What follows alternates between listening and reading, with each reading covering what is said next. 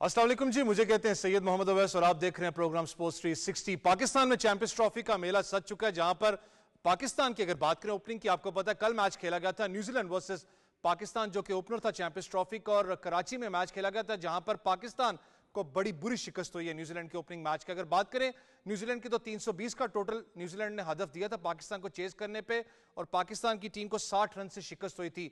Toss पड़ा, एक vital role play कर रहा था, लेकिन अगर स्कॉट की बात करूं, अनफॉर्चुनेटली एक बड़ी खबर भी आपसे शेयर करना चाहूंगा, जहां पर फखर जमान, आपको पता है इस वक्त पाकिस्तान जो चैंपियंस ट्रॉफी है उसके स्कॉट से वो अपना बाहर हो चुकी है। अनफॉर्चुनेटली उनको इंजरी हुई है, उनकी जगह रिप्लेसमेंट जो उनकी वो भी अनाउंस कर दी गई है, इमामुल हक उनको रिप्लेस करेंगे। बहुत बड़ा एक ब्लो है पाकिस्तान टीम के लिए। अगर पूरे कल की मैच की बात करें, उनकी इंजरी की वजह से वो आउट ऑफ द फील्ड भी थे, ज्यादा लेट बाहर होने की वजह से वो ओपन भी नहीं कर पाए।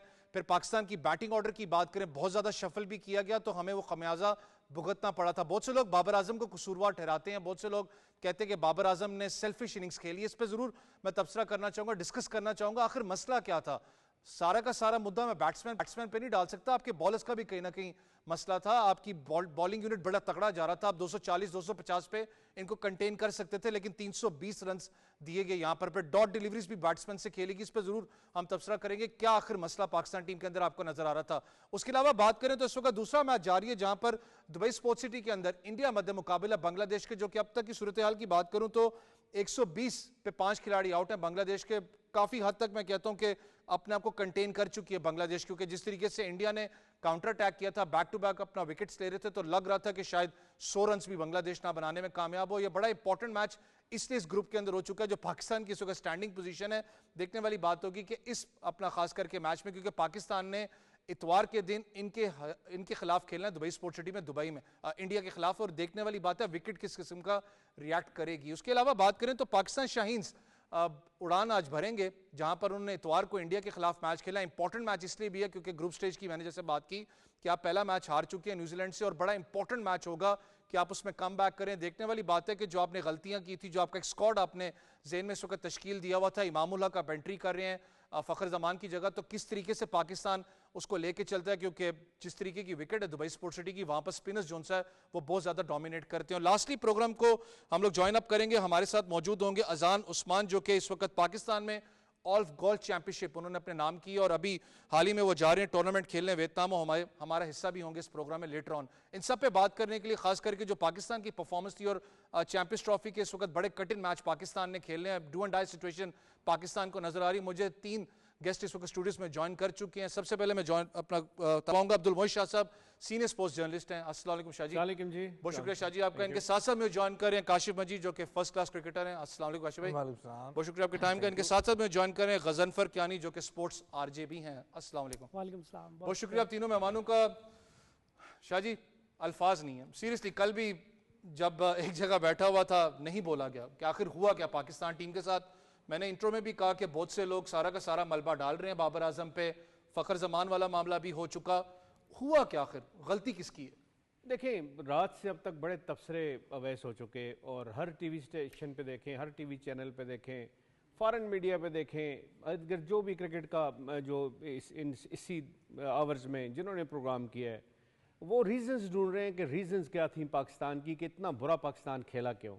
लेकिन मैं कहता हूं कि जिनको समझ है और जो क्रिकेट जानते हैं, उनको पहले ही रीजंस का पता था कि क्या हमारे साथ होने जा रहा है। देखिए, हम अपनी टीम जो लेके उतरे हैं चैंपियंस ट्रॉफी में, वो इस काबिल नहीं थी, और इसी फोरम पे, इसी स्टेज पे हमने एक दफ़ा नहीं 10 दफ़ा कहा, कोई सिलेक्शंस प्रॉब्लम थी, कोई फिटनेस प्रॉब्लम थे, और कोई हमारी तैयारी अच्छी नहीं थी। ऐसी तैयारी नहीं थी कि जिससे जैसे आप चैंपियन स्टफ आप बनाते हैं और चैंपियन स्टफ आप तैयार करते हैं, आप समझते हैं कि ये वो टीम है जो थ्रेटन करेगी, और थ्रेटन करके ये टॉप की टीम को भी हराने के काबिल है।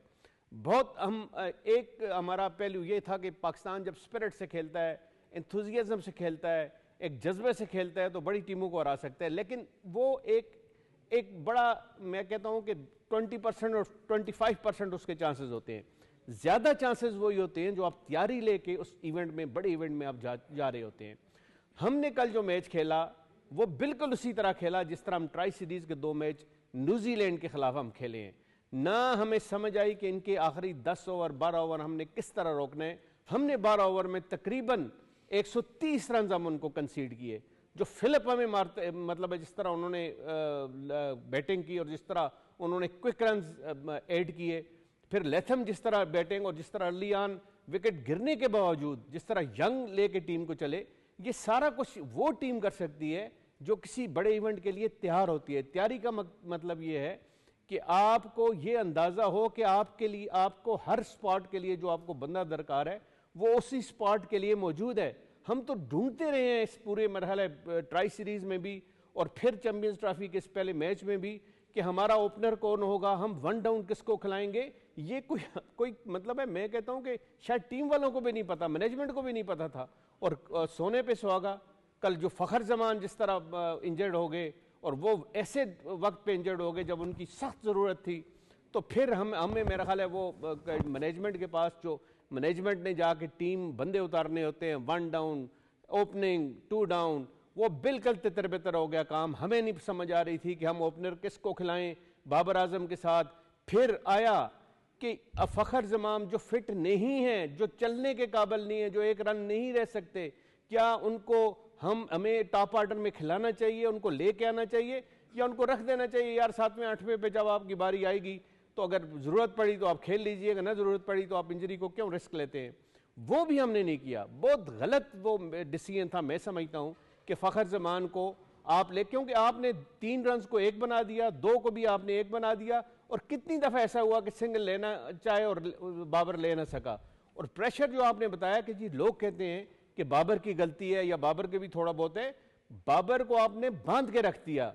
जब आपने उसके साथ पहले अर्ली आपके 2 विकेट्स गिर ले, फिर बाबर के साथ आपने फखर को डाल दिया, फखर के साथ वो सिंगल भी नहीं ले सकता, 2 भी नहीं ले सकता, तो उसकी जो कैपेसिटी ऑफ स्कोरिंग रन है वो बहुत ज्यादा डिक्लाइन होगी और उसमें इतना फर्क पड़ गया कि वो कुछ भी नहीं कर सकते। ये बड़ा अच्छा एक्सप्लेन किया, क्योंकि काशिफ भाई, मैंने कहा ना कि लोग कल से एक बात कर रहे हैं कि तनकीद कर रहे हैं बाबर आजम के ऊपर। मैं फैन फॉलोइंग की बात नहीं कर रहा, मैं कोई बहुत बड़ा फैन नहीं हूं बाबर का, लेकिन समझना पड़ेगा आपकी पूरा बैटिंग ऑर्डर चेंज हुआ है। वो प्रेशर बाबर आजम, क्योंकि फ्री फ्लो बैट्समैन नहीं है, फखर उनके साथ थे नहीं, वो पूरा का पूरा प्रेशर उनके ऊपर आता रहा। ओके, मैं सारी बात, शाह जी की बात भी दुरुस्त है, आपकी बात भी दुरुस्त है, तो फिर हम आज मान लेते हैं कि बाबर फिर 1 डायमेंशनल क्रिकेटर है। उसका सिर्फ एक ही काम है कि पूरी बारी करनी है और उस बारी के दरमियान में 80 और 90 के मैक्सिमम स्ट्राइक रेट से खेलना है। तो इसका मतलब मॉडर्न डे क्रिकेट में फिट नहीं है। 300 से ऊपर तो 100 से ऊपर का स्ट्राइक रेट चाहिए। अगर हम बाबर को इस अंदाज से देखेंगे ना, तो हम शायद उसके साथ भी ज्यादती कर देंगे, उसके टैलेंट के साथ। 1 ऑफ इनिंग्स चाहिए होती है किसी भी स्टार बैटर की तरफ से, वो किसी दिन कुछ ऐसा कर दे जो मुद्दतों याद रहे। वो मुद्दतों हम स्टैटिस्टिक्स से नहीं देखते, वो उसको हम एक्स फैक्टर से कई दफा देखते हैं कि यार उस मैच में जो उसने कर दिया था, दैट वाज अमेजिंग। अनफॉर्चुनेटली कल के मैच में जब सब कुछ गड़बड़ हो गया, बैटिंग ऑर्डर सब कुछ, तो हम ये भी भूल गए कि बाबर की तो अपनी फॉर्म ठीक नहीं है। वो तो अपनी फॉर्म के लिए पिछले कितने अरसे से स्ट्रगल करे, 30-35 अच्छा करते और उसके बाद आउट हो जाते हैं। कल के दिन में विकेट मुश्किल हुआ। अच्छा, मुझे कह देते हैं, बहुत सारे लोगों को इख्तलाफ होगा कि बाबर की जब भी हम बैटिंग की क्लास या प्रोवेस देखते हैं ना, आप उसकी हाइलाइट्स भी निकाल के देख लिए, तो 70-80% उसके shots against quality fast bowlers होंगे। चाहे वो पैट कमिंस को ड्राइव लग रहा हो, सऊदी को फ्लिक मार रहे हो, किसी को कट खेल रहे हो, किसी को पुल, हार्डली हम देखेंगे कि स्पिन के अगेंस्ट उनकी रील्स बन रही हो। वो एक आध योगी के निकल के सीधा छक्का मार दिया, हमने स्वीप नहीं देखा, हमने बैक पे कट नहीं देखा, जाके बैकफुट पे कट नहीं इतने अच्छे देखे, एक्स्ट्रा कवर नहीं हमने देखा कि जनाब उन्होंने फील्डिंग को कहते हैं ना बॉल टपा दिया हो सर्कल के ऊपर से, वो हमने नहीं देखा, ऐसे मिड विकेट चिप मार के चौका ले लिया, नहीं देखा। कल के दिन में सारी बैटिंग स्पिन पे करनी थी, क्योंकि फास्ट बॉलर तो हमने गुजार दिए 22 रन के एवज 10 ओवर्स में। वो बाबर का लॉस कह लीजिए, वो पाकिस्तान का नुकसान कह लीजिए, या बैटिंग ऑर्डर का तब्दील होना, कुछ भी। उसके बाद 40 ओवर में से 30 ओवर स्पिनर की बैटिंग थी, जो कि अनफॉर्चुनेटली जहां पे वो वैसे ही स्ट्रगल कर रहे हैं। सो ये तो हो गया बाबर का केस खत्म। पाकिस्तान की बॉलिंग, इस बॉलिंग के साथ हम अपने मुल्क में नहीं जीत सकते, हम यूएई में नहीं जीत सकते। इस बॉलिंग के साथ हम ऑस्ट्रेलिया भी जीत जाएंगे, हम साउथ अफ्रीका भी जीत जाएंगे, बिकॉज इस बॉलिंग लाइनअप को, fast bowlers pre dominant bowling lineup को कंडीशंस चाहिए। ये कंडीशंस के बगैर बॉलिंग नहीं कर सकते। कर लेंगे 3-4 ओवर, वो कहते हैं सुबह सुबह ये शुरू के कर लेंगे, उसके बाद नहीं हो सकते। रिवर्स होगी तो आपने कहा कि 135 पर क्या ही रिवर्स करेगा भाई, 145 का रिवर्स समझ आता है। अच्छा, अगर सीम नहीं हो रहा, मूवमेंट नहीं हो रही, तो शुरू से ही कुछ नहीं मिल रहा, तो दरमियान में भी नहीं मिलेगा। वेरिएशंस की बात करें तो तीनों के पास एक एक वेरिएशन है, कटर, ऑफ कटर। नसीम ने आके ऑफ कटर करना है, एक किया, शाहीन ने फुल टॉस होगी सामने, उसने बोला ना मथे तो चौका मारा। सो ये सारी बातें जब हम काउंट कर रहे हैं तो हमारे पास ऑप्शन क्या था इस चैंपियंस ट्रॉफी को लेके कि बहुत अच्छा स्पिनर होता, वो पिछले 10 साल में हमने बनाया कोई नहीं। सो मोस्ट प्रोबेबली सिर्फ एक सिचुएशन थी कि बैटिंग कोई अंधाधुंध किस्म की करें और मैच जीत जाए।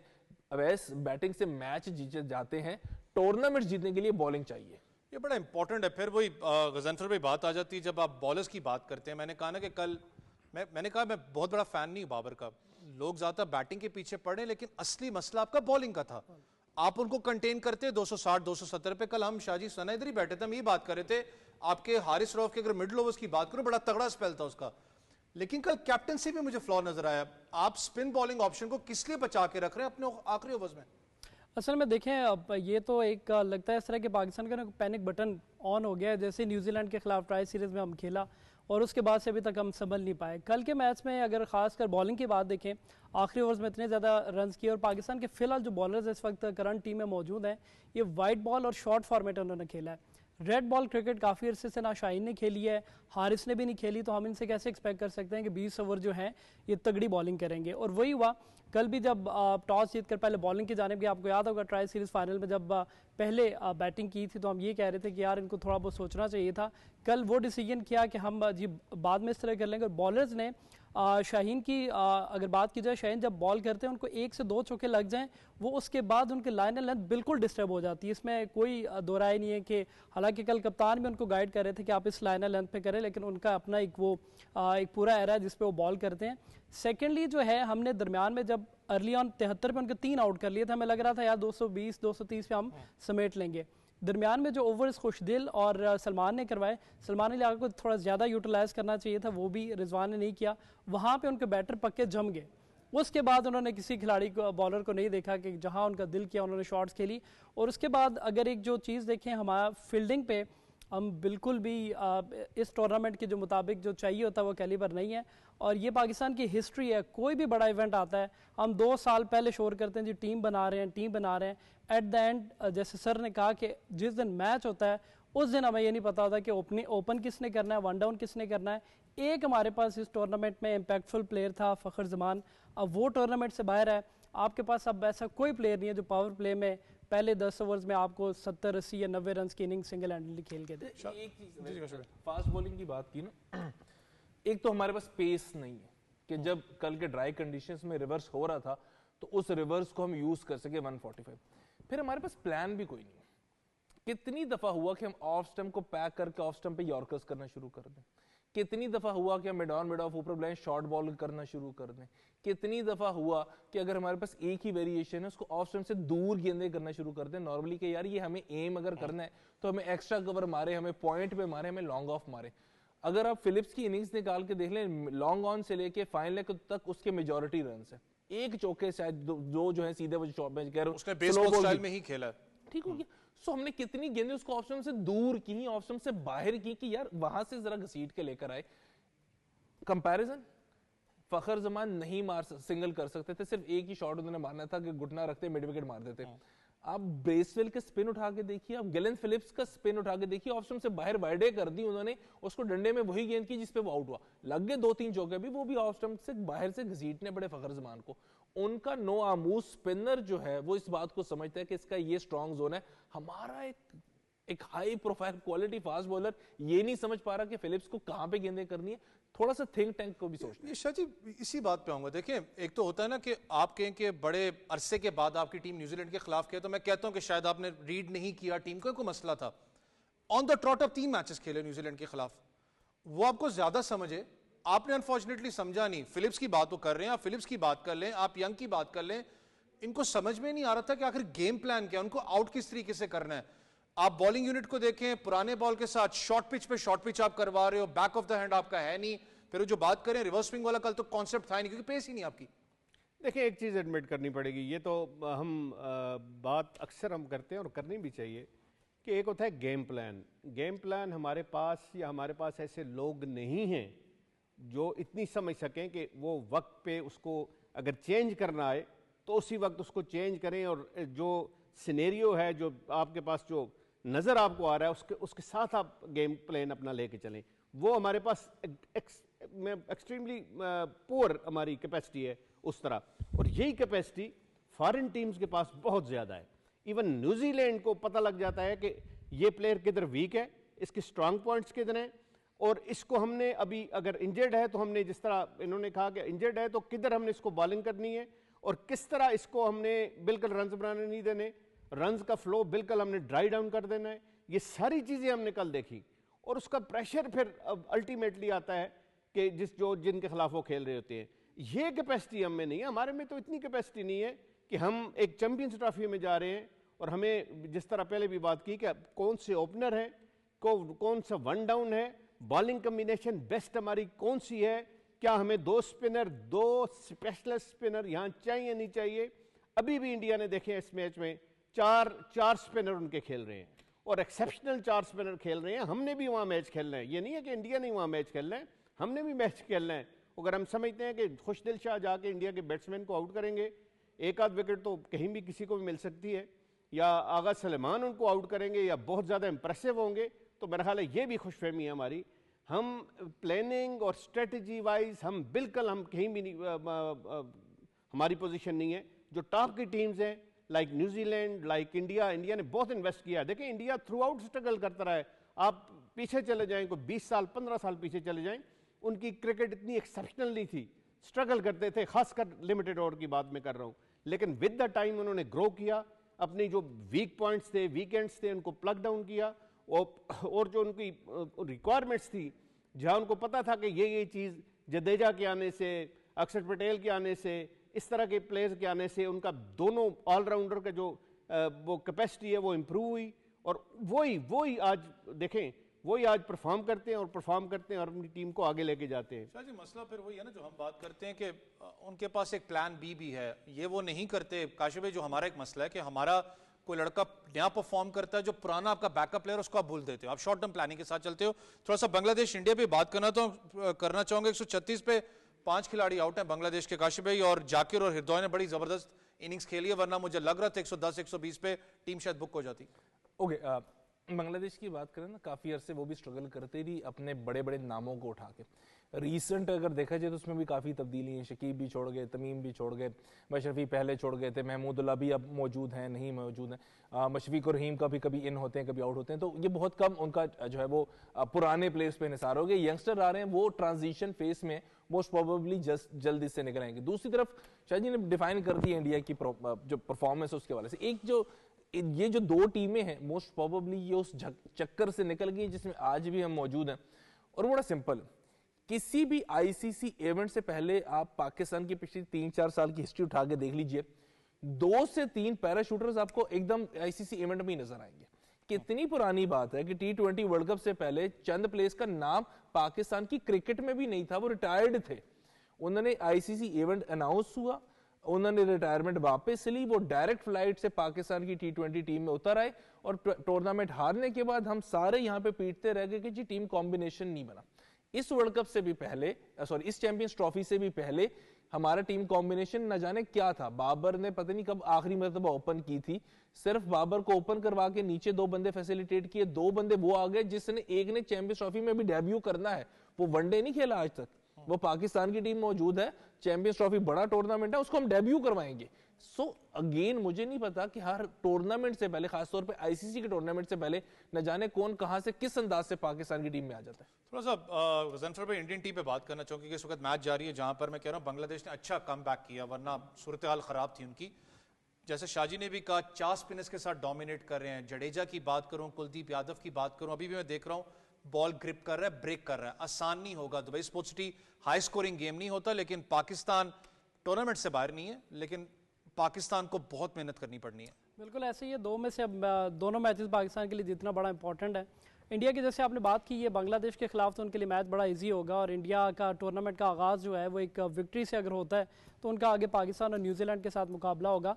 देखें, इंडिया जो है वो प्रॉपर प्लानिंग के साथ चलती है। स्पिनर्स सिर्फ वाहिद हम टीम थे जिसने सबसे आखिर में जाके चैंपियंस ट्रॉफी का स्क्वाड अनाउंस किया, सबसे एंड पे।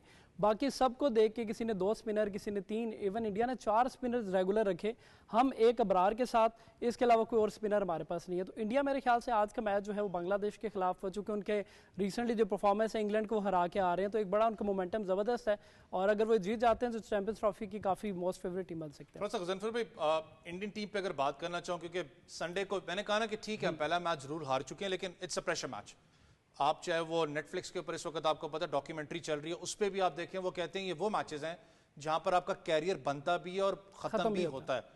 प्रेशर कितना होगा इंडियन टीम पे? बेशक पाकिस्तान में कह रहा हूं कि इस वक्त हार चुकी हुई है पहला match, India team I don't know कि क्या बनता है इस मैच का, लेकिन इंडिया ने एक ही ग्राउंड पे खेलना, उनको ज्यादा बेहतर पता है विकेट्स का, लेकिन वो मैच कैसा देख रहे हैं? देखिए, इसमें कोई शक नहीं है, दोनों टीम्स पे बहुत ज़्यादा प्रेशर होता है। वो ना कहें कि हमें प्रेशर नहीं है तो एक अलग बात है, प्रेशर होता है। पाकिस्तान की फास्ट बॉलिंग से वो बहुत ज़्यादा कतराते हैं कि पाकिस्तान की जो फास्ट बॉलिंग अटैक है, अगर शुरू में उनको डैमेज कर देते हैं, उनकी अर्ली ऑन हम विकेट हासिल कर लेते हैं पहले पावर प्ले में, तो शायद पाकिस्तान जो है वो कुछ कर लेगा। लेकिन फिर वही बात आ जाती है कि हमारे पास बैटिंग इतनी स्ट्रांग नहीं है, और अगर हम पहले बैट करते हैं तो हमें कम से कम इंडिया के अगेंस्ट 300 तक या 290 प्लस जाके टोटल करना पड़ेगा। और आपको पता है कि जिस किस्म के इंडिया के बैटर्स जो यंगस्टर आए हैं, इवन रोहित शर्मा, विराट कोहली या उनके नए जो प्लेयर्स हैं, वो पाकिस्तान की इस बॉलिंग अटैक को अगर शुरू के 10-12 ओवर्स उन्होंने खेल लिए तो वो इनको हिलने नहीं देंगे। हिलने नहीं देंगे। एक शॉर्ट सी ब्रेक लेते हैं, लेकिन बांग्लादेश की अगर बात करें तो इस वक्त 100 रन की बड़ी इंपॉर्टेंट पार्टनरशिप आपको नजर आ रही है। शॉर्ट सी ब्रेक लेते हैं, ब्रेक से वापस आते हैं तो कंटिन्यू करते हैं डिस्कशन को।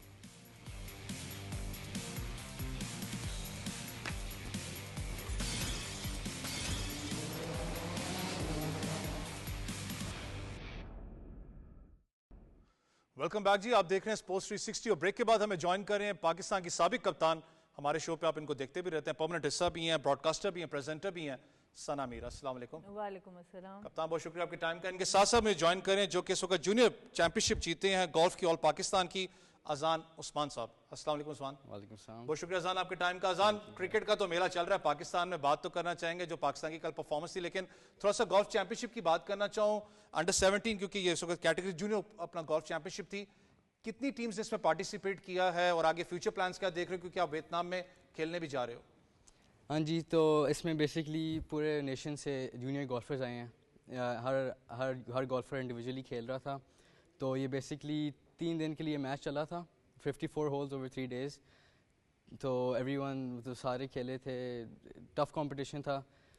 तो फॉर्चुनेटली मेरा पहली पोजीशन आई थी, और इंशाल्लाह अब मैं पाकिस्तान को वियतनाम में रिप्रेजेंट करूँगा नेशनल लेवल पे, जिधर से और जूनियर गोल्फर्स आएंगे पूरे from all over the world. अच्छा, कुछ बताएं ना, पहले दिन कितना स्कोर किया, सेकंड डे कितना किया, थर्ड डे कितना किया? जी, पहले दिन मेरा स्कोर था 73 1 ओवर, दूसरे दिन भी यही स्कोर था, और तीसरे दिन मैं खेला हूँ 75 3 over. So over 3 days I played 5 over. तो ये it was your first title at the junior level? I think हाँ जी, नेशनल लेवल पे ये मेरा पहला टाइटल है जूनियर्स के लिए। थोड़ा सा अजान मुझे इसके ऊपर बताइएगा गोल्फ के, क्योंकि जब हम दूसरे स्पोर्ट्स की बात करते हैं, स्पेशली गोल्फ की बात करूं, आजकल गोल्फ भी हमारे यंगस्टर्स के अंदर बहुत ज़्यादा आपको पाई जाती है कि लड़के हमारे खेलना चाहते हैं, परसू भी कर रहे हैं अपना कैरियर को। लेकिन अगर इन गोल्फ चैंपियनशिप्स की बात करूं, कितने इंपॉर्टेंट है खास करके ग्रास रूट लेवल पे, जब आप अंडर 17 की आप बात करें यंगस्टर्स की, कि उसको उस तरफ लेके आने में? आई थिंक ये टूर्नामेंट्स काफ़ी इंपॉर्टेंट है, मतलब आपकी कॉन्फिडेंस को बिल्ड करते हैं, आपको हेल्प करते हैं फ्यूचर के लिए। और ये ख़ास तौर पे ये टूर्नामेंट जो था फोल्डो सीरीज़, ये I think her junior Pakistan junior golfer के लिए सबसे इंपॉर्टेंट मैच है पूरे साल का। पूरे साल का। आप ऐसे गोल्फ के प्लेयर हैं, कल मैच देखा था पाकिस्तान का? हाँ जी, 1-2 नजरें मारी थी मैच पे, फिर आखिर में जब पता चला कि न्यूजीलैंड अच्छा एक दो नजरें मारी। एक सवाल मैं भी आपसे पूछना चाहूँगी, आप इस लेवल पर जनरली अपना जो खर्चा होता है वो इस जूनियर लेवल पर प्लेयर खुद उठाता है, या कोई डिपार्टमेंट्स या किसी तरह की कोई स्पॉन्सरशिप मौजूद है हमारे यंगस्टर्स के लिए? स्पॉन्सरशिप्स तो मौजूद होती हैं, लेकिन आई थिंक इतना इम्पोर्टेंस नहीं दिया जाता। तो आई थिंक अगर थोड़ा और इम्पोर्टेंस दिया जाए जूनियर गोल्फर्स के लिए स्पॉन्सरशिप्स, तो आई थिंक वो बहुत बड़ा बेनिफिट होगा हमारे लिए। अभी जो आपने वियतनाम में खेलने जाना है, क्योंकि ऑब्वियसली आप पाकिस्तान को रिप्रेजेंट भी कर रहे हो, मैं हमेशा कहता हूँ कि 26 करोड़ आवाम को रिप्रेजेंट आपने करना है। कितनी टीम्स वहाँ पर पार्टिसिपेट कर रही हैं, कितने प्लेयर्स हैं? इस पे तो हम इतना मैं श्योर नहीं हूँ, लेकिन बस ये पता है कि पूरे from all over the globe teams आएंगी, प्लेयर्स आएंगे। So you are the only one from Pakistan? नहीं जी, पाकिस्तान से 4 प्लेयर्स जा रहे हैं, टू बॉयज़ 2 गर्ल्स, अंडर 16 से एक boy. It's a part of folder series. जी जी, अच्छा। अंडर 16 पे 1 girl 1 boy, and under 21 1 girl 1 boy. लेकिन ज़बरदस्त है यार, अल्लाह के साथ आपको कामयाब करे। इस पे भी अपना डिस्कशन करते हैं, लेकिन थोड़ा सा कप्तान अभी तो क्योंकि बांग्लादेश पे करना चाहूँगा, काफ़ी कम बैक बांग्लादेश की टीम कर चुकी है। 162 पे 5 खिलाड़ी आउट हैं। अगर हृदय की बात करें, जाकिर की काफ़ी हद तक बांग्लादेश टीम को वापस ले आए हैं। देखिए बात यही हो रही थी, सबसे इम्पोर्टेंट जो होगी वो आपकी फील्डिंग एक बहुत इंपॉर्टेंट रोल प्ले करेगी। इस वक्त बांग्लादेश क्योंकि 5 ही आउट है, 6 से 7 आउट हो सकते थे अगर इंडियन टीम के वो कैचेस मिस ना होते। तो इवन दो आपकी कितनी भी बड़ी बॉलिंग लाइनअप हो, अगर आपकी फील्डिंग आपको सपोर्ट नहीं करी इस फॉर्मेट में, ख़ास तौर पे वनडे फॉर्मेट पे, तो आप चांसेस नहीं दे सकते दूसरी टीम्स को। तो बहुत ज़बरदस्त आई थिंक जाकिर अली जो सेकंड विकेट मतलब प्रॉपर फर्स्ट विकेट कीपर है मुशफीक के साथ, इन्होंने बहुत ही नंबर 7 पे आके इस तरह की इनिंग्स खेलना, 100 रन से ऊपर की पार्टनरशिप बनाना, आई थिंक बहुत ही अच्छा साइन है बांग्लादेश के लिए। और अब थोड़ा थोड़ा इंडिया अंडर प्रेशर भी आ रहा है क्योंकि अब बाउंड्रीज बड़ी फ्रीक्वेंट होनी शुरू हो गई। थोड़ा सा कप्तान, हम क्योंकि कल के मैच की बात कर रहे थे, मैं बांग्लादेश पे बात तो आगे भी करना चाहूँगा।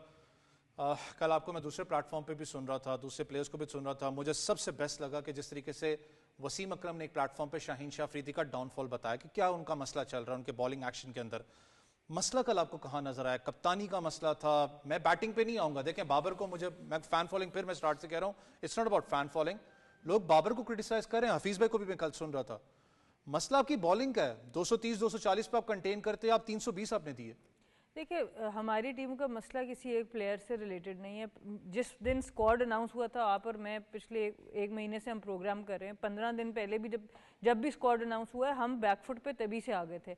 आपके स्क्वाड में ऐसी रीइंफोर्समेंट्स ही नहीं है कि आपको इंजरी हो या किसी की फॉर्म अच्छी ना हो आपको वो तगड़ा करे। आपके स्क्वाड की रीइंफोर्समेंट्स ऐसी होनी चाहिए, आपके बाहर बेंच पे ऐसे लोग होने चाहिए कि जब अंदर वाले 11 में से परफॉर्म ना हो तो वो आके टीम को स्ट्रेंथन करें, ना कि वीक करें। बाकी सारे स्क्वाड्स को अगर आप देख लें, रचिन रविंद्रा इंजर्ड हुए हैं तो पता चला न्यूजीलैंड की टीम में कि कोई इंजरी हुई थी, कुछ भी पता नहीं चला। दूसरा कॉनवे ने आके रन्स बनाने शुरू कर दिए।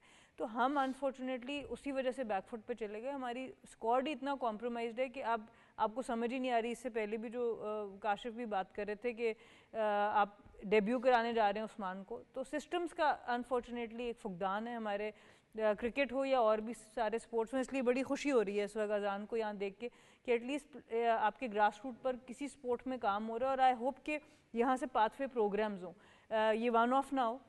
और ये हमारे सारे स्पोर्ट्स के लिए बहुत ज़रूरी है, ना सिर्फ क्रिकेट ना सिर्फ गोल्फ, बल्कि जितने भी हमारे अपकमिंग यंगस्टर्स हैं उनको ये प्लेटफॉर्म ग्रास रूट से मिलने चाहिए। ये बड़ा शाह जी इंपॉर्टेंट होता है जब आप, क्योंकि आप एक जर्नलिस्ट भी हैं, आप बहुत अरसे से डिफरेंट स्पोर्ट्स को आप टच भी करते हुए आए हैं। जब हम बात करते हैं कलेक्टिव स्पोर्ट्स की, अनफॉर्चुनेट है कि पाकिस्तान में हम 2-3 स्पोर्ट्स की ही ज़्यादा बात करते हैं। फुटबॉल हो जाए, क्रिकेट हो जाए, हॉकी हो जाए, इनकी ज़्यादा बात, अब तो वॉलीबॉल की भी आपको पता स्लो एंड स्टडी बात हो रही है। लेकिन जब आप बात करते हैं गोल्फ की बात करूँ, ऐसे मैंने अनफॉर्चुनेट देखा कि हमारे वहाँ पर कोई बैकअप प्लान आपको नहीं मिलता इन गोल्फर्स को, खास करके जो यंगस्टर्स हैं, इनको सपोर्ट करना कॉर्पोरेट सेक्टर्स का। और अगर हम भी यहाँ बैठे हैं, कितना इंपॉर्टेंट है। देखिए ये बड़ी अच्छी बात की आपने, और ये आज से नहीं, मैं कहता हूँ कि बड़े सालों से ड्यू है पाकिस्तान की जो ये मल्टीनेशनल कंपनीज हैं उन पे कि आप यंगस्टर को, खासकर ऐसे यंगस्टर को जो अप एंड कमिंग है, जो जिन्होंने डोमेस्टिक लेवल पे कुछ शो करके आपको दिखा दिया है, उनको कम से कम आप सपोर्ट करें। देखें पूरी दुनिया में, मैं तो थ्रू आउट द वर्ल्ड मैंने हर जगह जाके स्पोर्ट्स कवर किए हैं, मुख्तलिफ गेम्स कवर किए हैं, कहीं भी ऐसा नहीं होता कि आप यंगस्टर्स को आप उनके पेरेंट्स पे छोड़ दें, आप फेडरेशन पे छोड़ दें। भाई मल्टी नेशनल्स आगे आती हैं, उनका एक सेट बजट होता है ईयरली, वो उस पर इन्वेस्ट करते हैं। ऐसे बच्चों पे आप इन्वेस्ट करें। टेनिस का कोई आउटस्टैंडिंग आपको किट मिलता है, उस पर इन्वेस्ट करें। गोल्फ पे इन्वेस्ट करें। और जो इवेंट्स है, खासकर जो जिनकी अपनी पैट्रोनाइजिंग एक जो उनकी स्पोर्ट्स अथॉरिटी है, उसके पास इतने पैसे नहीं है। क्रिकेट के पास तो हैं, लेकिन और गेम्स जो हमारी ये इंडिविजुअल स्पोर्ट्स हैं उनके पास इतने पैसे नहीं है कि वो खुद जाके सपोर्ट करें और इनको थ्रू आउट द वर्ल्ड। दो चीज़ें बड़ी इंपॉर्टेंट होती हैं, एक आपका टैलेंट और दूसरा आपका इंटरनेशनल एक्सपोजर। इंटरनेशनल एक्सपोजर को आप उसके लिए आपको बेइंतहा इन्वेस्टमेंट चाहिए। आपको through out round the year आपको इंटरनेशनल सर्किट पे खेलना पड़ता है, तब आपके स्किल्स को जो है इम्प्रूवमेंट होती है, डेवलपमेंट होती है और आप ऊपर तक जाते हैं। ये हमारे एक मुल्क में प्रॉब्लम है कि जो मल्टीनेशनल है, गवर्नमेंट तो आगे आ जाती है, गवर्नमेंट के जितने रिसोर्सेज हैं वो चैनलाइज भी करती है, यूटिलाइज भी करती है, लेकिन जो मल्टीनेशनल्स है, प्राइवेट सेक्टर है, वो उस फोर्स से नहीं आता जिस फोर्स से उसको आना चाहिए। और ये जी सॉरी शाह जी अपना, क्योंकि मैं इसी में कंटिन्यू भी करना चाहूंगा, जो आपने बात की बड़ी इंपॉर्टेंट है, जहां पर आप क्योंकि जब इवेंट्स में ऑर्गेनाइज जाते हो खेलने के लिए तो आपको कहीं ना कहीं वो मेंटल, मैं कहता हूं जो प्रेशर होता है, दो चीजों का होता है, एक तो आपको फाइनेंशियल सपोर्ट का भी होता है, दूसरा आपको गेम प्रेशर भी होता है। फाइनेंशियल सपोर्ट खास करके कॉर्पोरेट सेक्टर्स की मैं कहता हूं कितनी इंपॉर्टेंट है इस ग्रास रूट लेवल पे?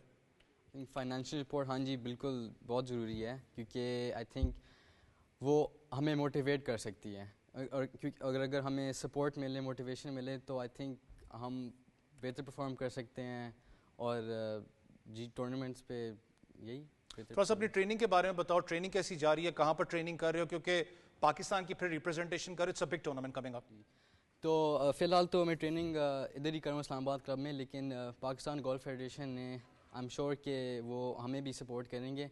जाने से पहले वो हमें एक्स्ट्रा ट्रेनिंग देंगे from professional coaches of Pakistan, और मे बी परहैप्स अगर कोई और बेहतर। ये बड़ा इंपॉर्टेंट है क्योंकि कप्तान आप भी एक टीन एज से गुजरी हुई, आपने पाकिस्तान को रिप्रेजेंट भी किया हुआ है। जो अभी शाहजी बात करते हैं कॉर्पोरेट सेक्टर्स की इंपॉर्टेंट रोल, कहीं ना कहीं मैं कहता हूँ पब्लिक प्राइवेट पार्टनरशिप का भी है। हाल ही हम हमेशा गवर्नमेंट इदारों को नहीं कहते, प्राइवेट ने भी कुछ ना कुछ एक रोल प्ले करना है। इस लेवल के ऊपर अगर बात करूँ, right coach for the right job, फिर उसके बाद मैंने कहा ना कि मेंटल प्रेशर आपको फाइनेंसिस का भी होता है, कितना इंपॉर्टेंट है उस बच्चे को रिलैक्स रखने के लिए ताकि वो अपने टूर्नामेंट पे अपने एम पे फोकस करे?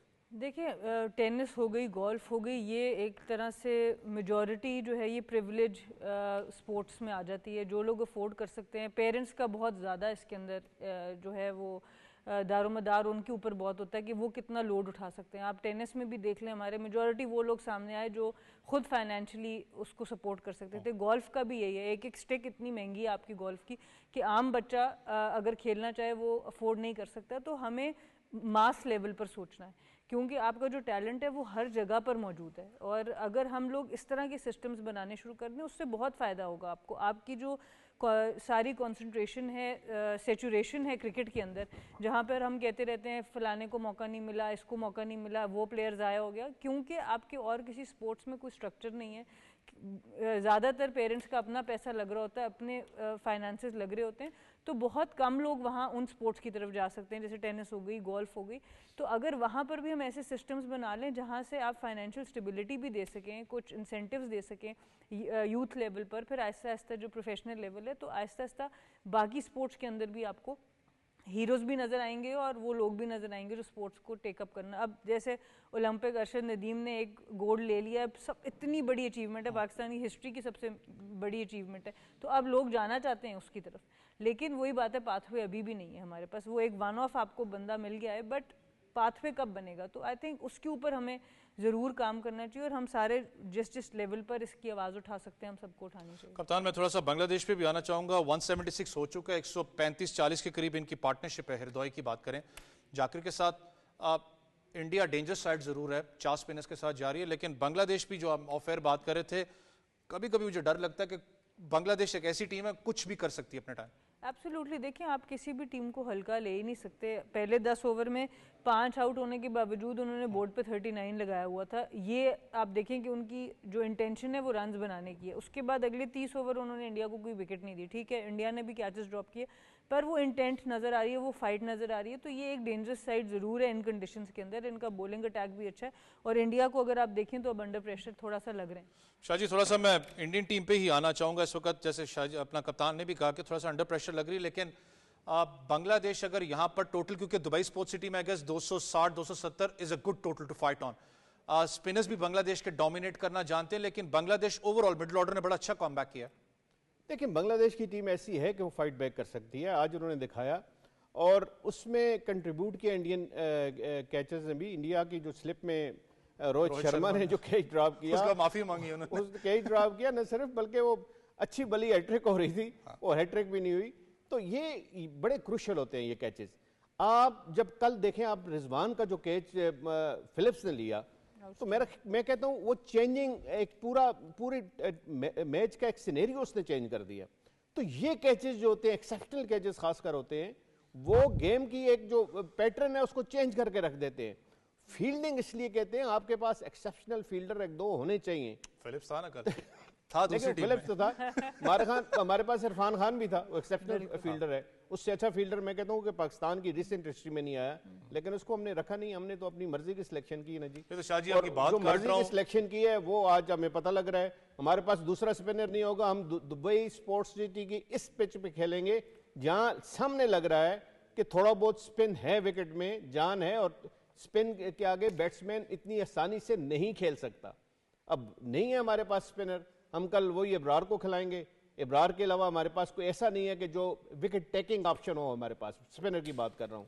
तो फिर रह से कि हमें शहीन अफरीदी को देखना पड़ेगा, नसीम शाह को देखना पड़ेगा, हारिस रऊफ को देखना पड़ेगा, वो कितना क्लिक करते हैं, 10 ओवर करने की कैपेसिटी रखते भी हैं या नहीं रखते।